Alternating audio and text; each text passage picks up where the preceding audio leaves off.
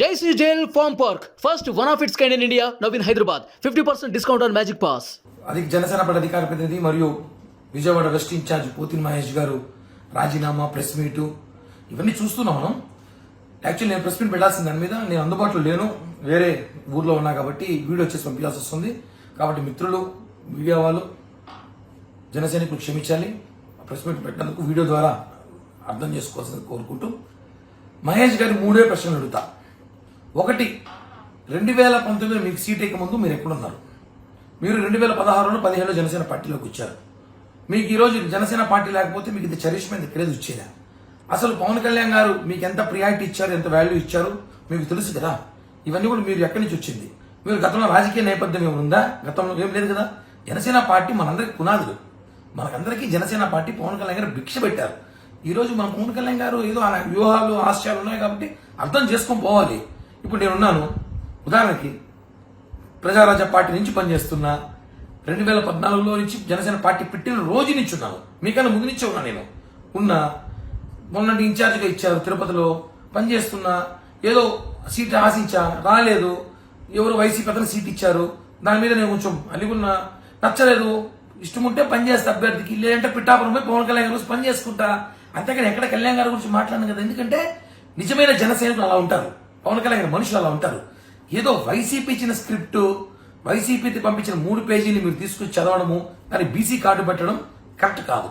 మీరు ఏ రోజు కూడా సరే పోతిన మహేష్ ప్రెస్ మీట్ లో ఇంతవరకు నాకు తెలిసి ఇన్ని ప్రెస్ మీట్లలో మీరు ఎప్పుడు కూడా పేజీలు చూసి ప్రెస్ మీట్లు పెట్టలేదు.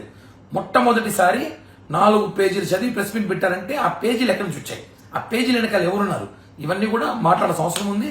ఒకటే చెప్తున్నా, అనాలిజీ ఒకరిని తీసుకొని మీరు గృహప్రవేశం రా అంటే ఇప్పుడు అది సంబంధం కాదు కదా. ఆయన తీసుకొస్తాడు, ఆయన ఇష్టం అది. దానివల్ల జనసేన పార్టీకి నష్టం లేదు, నీకు వచ్చే నష్టం లేదు. సబ్జెక్టు మీరు డైవర్ట్ చేయడానికి ప్రయత్నిస్తున్నారు. దీని వెనకాల ఎవరన్నా క్లియర్ గా ప్రజలు తెలిసిపోయింది. ఎందుకంటే మహేష్ గారు కూడా నాకు ఆయన వ్యక్తిగత ఏం లేదు. నేను ఆయన కలిసి అనేక ప్రెస్ మీట్ వాళ్ళ ఆఫీస్లో పెట్టా.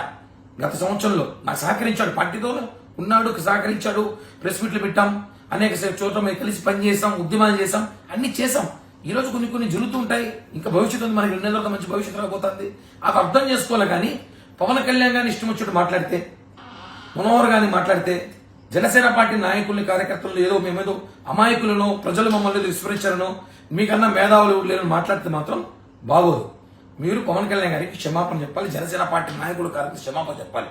లేకపోతే మీకు తెలుసు, మీరెంత ఉద్యమకారులు, మీకు మించి ఉద్యమకారులు మేము కూడా. ఎంత దాకా దిగుతాం, ఏమైనా చేస్తాం. ఊరికే బెదిరించేది కదా, ఆధారాలు ఉన్నాయి. ఏం ఆధారాలు?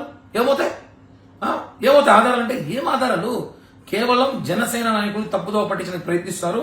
పోతిన మహేష్ గారు ఇది కరెక్ట్ కాదు, మీకు ఇష్టం లేదు, వెళ్ళిపోండి, హ్యాపీగా వైసీపీకి వెళ్ళిపోండి, ప్యాకేజ్ తీసుకోండి, ఏదో ఎమ్మెల్యేసో మంత్రో ఏదో ఇస్తామో తీసేసుకోండి, మీ రాజకీయ జీవితం చూసుకోండి.